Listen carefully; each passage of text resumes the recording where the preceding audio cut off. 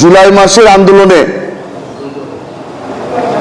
আমরা বিজয় হয়েছি, কারণ কিছু ফেরেশতা আল্লাহ পাঠিয়ে দিয়েছিল আমাদের সহযোগিতা করার জন্য। আজকে কষ্টের সাথে বলতে হয়, সেই এক ফেরেশতাকে আল্লাহ তার কাছে ফেরত নিয়ে গেছে। আমরা সবাই তার জন্য দোয়া চাইব। আশা করি আপনারা সবাই তার জন্য একসাথে এই জুম্মার নামাজে দোয়া করবেন।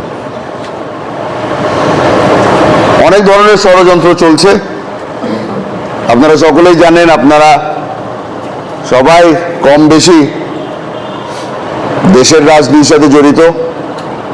আপনারা সকলেই টিভি দেখেন, খবর দেখেন। সেই কারণে আপনাদেরকে বলতে হয় যে আমরা সকলেই এখন যারা যারা রাজনীতির প্রথম কাতারে আছি, সবাই হুমকির মুখেই আছি। আপনাদের থেকে একটা অনুরোধ, যতদিন বেঁচে আছি ওসমান হাদির মতো যেন বেঁচে থাকতে পারি।